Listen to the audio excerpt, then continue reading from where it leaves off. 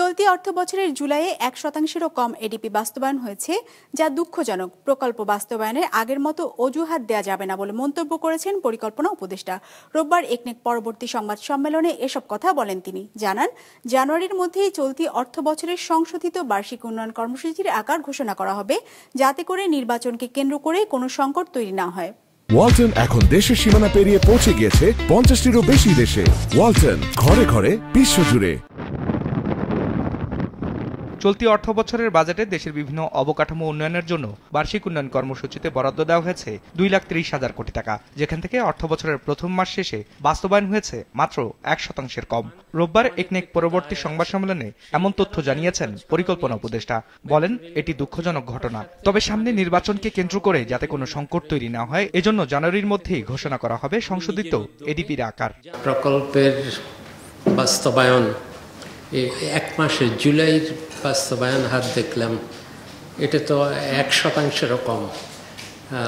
এটা গত বছরের থেকেও কম। এটা ভালো লক্ষণ না, কারণ আমরা আশা করছি যে গত বছর তো অনেক কারণে প্রকল্প বাস্তবায়নে, এডিপি বাস্তবায়নে প্রথমত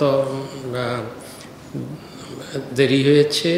বাস্তবায়নের যতটুকু লক্ষ্যমাত্রা ছিল তার থেকে অনেক কম আসলে বাস্তবায়িত হয়েছে। এই বছর তো আরো গতিশীল হওয়ার কথা।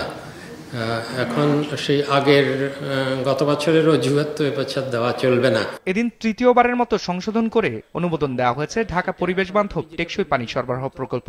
পানি সংকটের জন্য 2014 সালের জানুয়ারিতে শুরু হয়েছিল প্রকল্পটি, যা শেষ হবার কথা ছিল 2019 সালের ডিসেম্বরের মধ্যে, যাতে ব্যয় ধরা হয়েছিল 5,248 কোটি টাকা। কিন্তু নির্ধারিত সময় কাজ না শেষ হওয়ায় তৃতীয়বারের মতো 2 বছর সময় ও 2,800 কোটি টাকা ব্যয় বাড়িয়ে অনুমোদন দেওয়া হয়েছে প্রকল্পটি। ফলে মোট ব্যয় দাঁড়াবে 10,973 কোটি টাকা। উপদেষ্টা জানান, অনিয়ম ও দুর্নীতির কারণে প্রকল্পটি বাস্তবায়নে এমন বেহাল অবস্থা হয়েছে। আমাদের ধারণা এতে অনেক খুব সম্ভবত অনিয়ম হয়েছে। পরিকল্পনার তো অভাব হয়েছেই, তা নাহলে এতদিন কেন সময় লাগবে। এবং এখানে সমন্বয়হীনতা আছে কিনা সেটা দেখার জন্য আমরা এটা অনুমোদন করেছি, কিন্তু এটাকে আমাদের আইএমইডি থেকে এটাকে একটা কেস স্টাডি হিসাবে গ্রহণ করা হলো যে এই প্রজেক্টটা আসলে এত দেরি হলো কেন এবং এতে কি কি অনিয়ম হয়েছে, কেন প্রকল্পগুলো এতবার সংশোধন করতে হয়, ব্যয় বৃদ্ধি পায়।